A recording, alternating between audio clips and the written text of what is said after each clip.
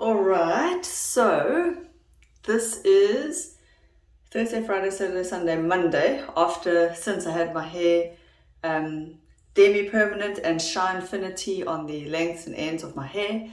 And how is the Shinefinity doing? It has made my hair so manageable. So I don't like the color. As you can see, it's faded quite a lot.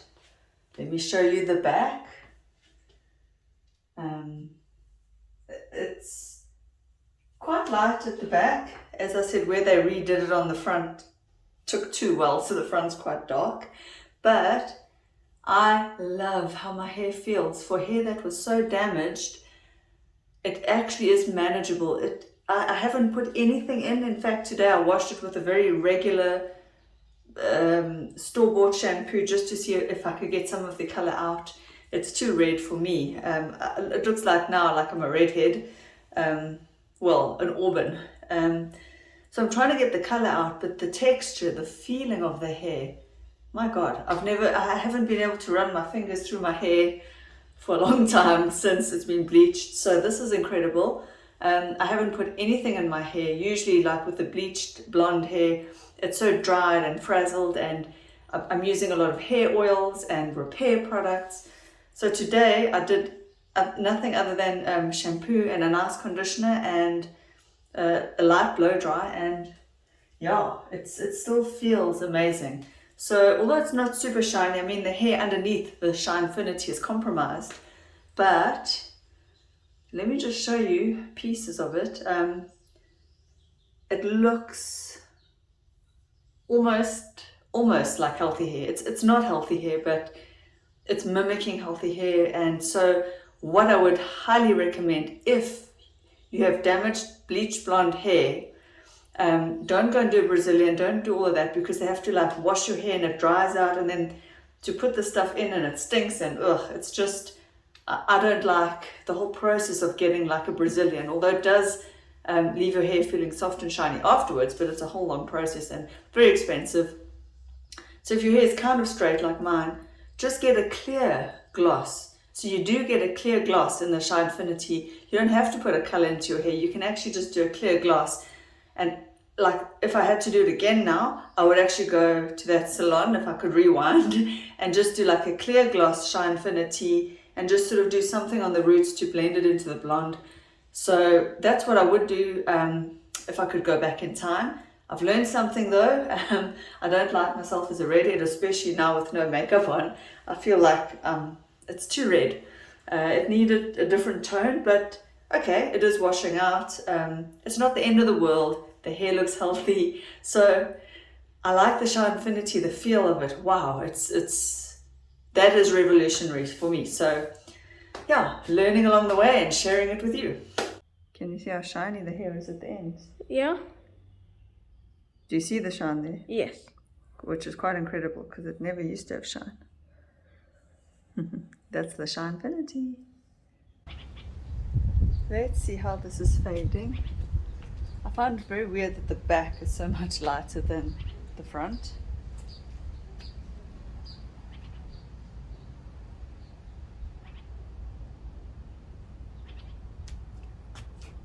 As you can see, the texture of my hair is still frizzy from the bleach, unless I straighten it with the straightening iron. Of course, it's heat is damaging, blah blah blah. So yeah, I'm in a little bit of a, it has faded quite a bit actually. There we are, thank goodness. I actually like the faded color more. It's very dark here. Well, there's just something about the tone that I don't like. I like darker on me, not so white blonde, but this tone, it's almost like it's got gray pigments or black pigments in it. There's something tonally, I don't know, there's something wrong with this. This is better. Let's see here. Or is it? I don't know, there's something tonally off about this hair color. And I went to salon again and paid money for a hair color that I'm not happy with. I also just wanted to share with you some of the things that I've learned along the way with this going back to brown. one of the things that I learned from watching Hair Buddha, and I linked to his videos in my previous video, in my part 2, he was saying that sometimes the way you communicate to a hairdresser, the way a person off the street like me will say the word brown or brunette, on the color chart, so I'm going to put a picture up here of the color charts, the natural levels. Brown starts in most color charts from a level 5 onwards, but in my hair right now is a level 7 and 6. So these are blondes, dark blondes. A hairdresser sees a level 6 as a dark blonde, although luckily nowadays, or not luckily, but thank goodness, I see Garnier Nutrice's colors are saying a level 6 is a brown, a light brown, because my eyes see a level 6 as a brown. I see a level 7 as a dark blonde. In fact, I see a level 7 on these color charts as somewhere between blonde and brown. So the lesson I've learned is that when you communicate with a hairdresser, if you say the word blonde, it could even mean this color. And if you say the word brown, it could be very dark. So the levels 5, 4, 3, and 2 are the browns in hairdresser speak, in the color swatch speak. And so I think that's where often in the past I've gone to hairdressers and been very disappointed, where I've said I want to go back to brown, or let's go from blonde to brown, and the hair comes out way darker than I expected or thought. Now, with the knowledge and the what I've learned, this time I was very careful and I actually mentioned the levels that I wanted, and even with that, it's brown. But I knew that. This time around, the tonality of the level is not right. But what I did was I was looking through the Wella Shinefinity range of colors, and it's quite a limited color palette. And because the Shinefinity is more of a color gloss, it's used to enhance different shades, go over, used as a toner. So possibly that's why it's quite a reddy, ruddy auburn color. It's not a bad color, don't get me wrong. It's not that I like the color, just not on me. It's not the color that I wanted. I wanted more of a golden color. So I'm learning along the way. I'm learning, also you've got to be quite specific if you want gold in there, if you want a very neutral color, if you want a warm tone. So I just wanted to impart what I'm learning with you, so that if you have had bad hairdresser experiences like me, and I'm not saying they're all bad, there's been brilliant hairdressers and some less than average hairdressers, of course, that's in any profession. I've had some really good experiences and some where they've knocked my socks off. So I think a lot of it is also the communication, and I was even thinking in terms of communication with hairdressers with foiling and highlights. In the past, I've had some bad experiences where I've said I just want a few foils, but they've come out very thick, stripy, chunky. Even in that scenario, you have to bring a picture of the type of foils you want, or describe very fine foils. Even tell them, just do fine baby lights, do few, leave out more chunks if you want more of your brown showing through. There's so many ways a hairdresser can work on your hair. And I also wanted to share with you a channel that I've discovered called The Life of Hair, which is training for hairdressers. He imparts knowledge, but there I realize how overwhelming it can be to be a hairdresser. And when a client comes in and asks for something, the hairdresser doesn't know what's inside the client's head. So if I just say I want foils, well, they're just going to give me like a standard head of foils. And I've also realized, another thing I want to share with you, is that hairdressers, generally, the standard is to part the hair in quadrants. And so you get the top 2 quadrants, and it goes from ear to ear. So you get the top 2, and then they divide the bottom. And that's why I was left with this sort of dark band of hair coming through that was about 3 or 4 hairdresser visits ago. is because I was getting a half a head of foils, generally, mostly. But now the half a head is the top 2 quadrants, which I think is ridiculous, because what client wants dark left there? So even though when you comb the hair back, it's supposed to cover, but this back section here also needed foiling. So I probably should have been very specific and said, I also want foils at this back section. Now, I didn't know what all that meant. I thought half a head means the top half of my head, which is how a person on the street would think, the top half of my head to be foiled, so that the blonde is on the top half. But in hairdresser speak, I'm assuming now, this is what I've picked up, you mean, I think the hairdresser is that half of the head. So I think one even has to ask, where are the half head of foils going to go? Can you place some more towards the back? There's so much that I've learned now that if I'd known before, I could have maybe even prevented that a lot of brown being visible through at the back, if I had just had a few foils placed there. Now, I didn't even know how to describe what I wanted, and I'm an artist and I understand a lot more. Like, I understand that with hair color, it's almost like watercolor, where what's underneath will shine through or blend into the hair color. So if you've got an orange base and you put a blue tone, I understand that that will mix and create a brown or cancel each other out. I understand in terms of the color, but the placing and the working of the hair, how they work on the hair, and what they call the different colors and the levels, I've learned a bit more about that now, which is why I just wanted to share that with you. As you can see, the color is still, well, it's still there. It hasn't washed out any further, but I haven't washed my hair since.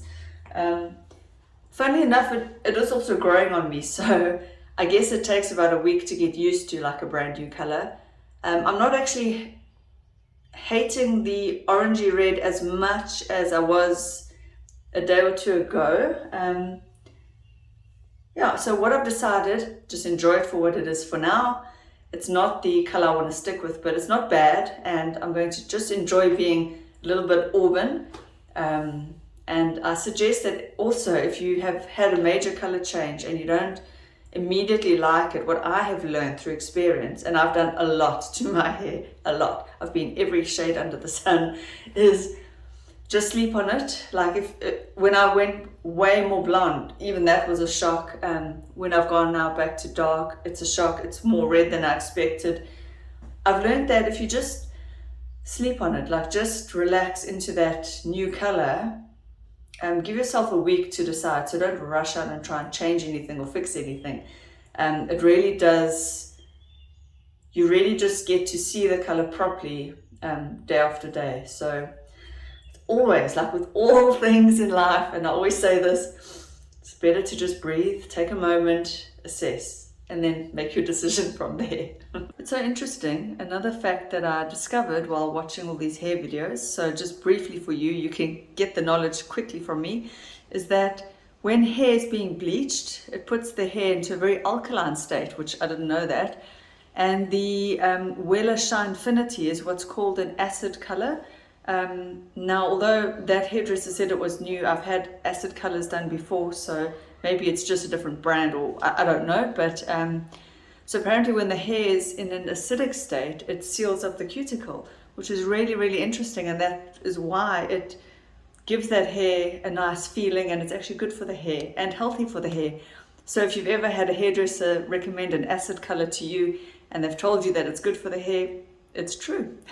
So there you go. Alkaline is bad for the hair. Who knew? Well, I've just learned something new. Oh well, there's always bloomin' grass cutters around here. So it's been 4 weeks, 3.5, 4 weeks of this brown, and you can see it has faded. Oh, it's faded quite a bit. I'm turning around to the back. So to me, the condition of my hair has actually just improved all by itself. Although it's still quite fluffy at the back, still quite a frizzy, fluffy texture. but the condition is a lot better than it used to be. So it would appear that it is true what they say, over time your hair does heal, but it can't be like virgin hair. I mean, it can't just put its proteins back into itself, it's dead. But I'm assuming with treatments and just looking after it, the cuticle lies flatter, I guess. I don't know. I don't know. But yeah, you can see, especially at the back and the ends, I've faded quite a bit. So I'm quite liking the faded color. I don't know what you think there. But now, already with the darker root, my few grays that I have are showing hectically, and I personally, I don't like it because I do like a middle parting. It's not obvious, but I'm already like wanting to color that. So I don't know, this is the problem with going dark. I think this is going to conclude this long-awaited three-part part 3 to the hair dyeing videos. I think what I've learned is that if you kind of happy with the hair color, stick with it, get professional advice. I must say this brown, as it's fading, I prefer the faded bits, but I'm still not overall happy with, it's kind of like a ginger, the tone of it is weird, so it's not that I'm opposed to dark hair, but this is not super dark either.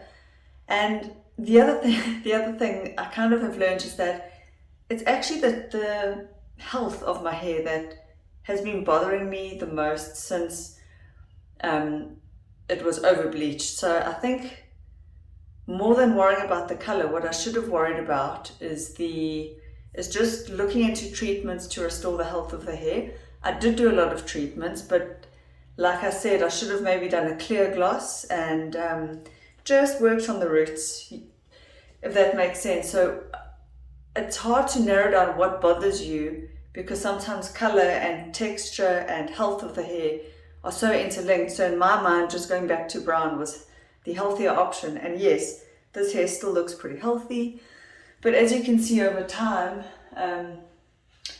the hair does look a lot better, so that's a plus. And I think when you take so much time to grow your hair, I've said it before, but I'm just going to say it again, don't rush into making major changes, because going from dark to blonde, blonde to dark, all these major changes do take a toll on your hair. So try and stick to a color. And if you want to make a change, maybe make a change by putting in low lights or highlights, so you're not doing your whole head. That gives you more flexibility to play around. So you can actually change the look of the tone of your hair with low lights or highlights. And yeah, just keep on trying things, see what works for you. You see I'm learning, and I will give you a final look at my hair and going forward. I don't know what I'll do, but you'll just see that in my follow-up videos anyway. I am going to wish you all a blessed 2023. I'm taking a break. I need the rest. I'm sure we all do. And I'm just a small YouTube channel. I'm very, very close to my goal of 500 subscribers. So thank you to those new ones of you who have subscribed. I really, really appreciate it. I wish you guys lots of love, happiness, and joy. I will see you in my next video.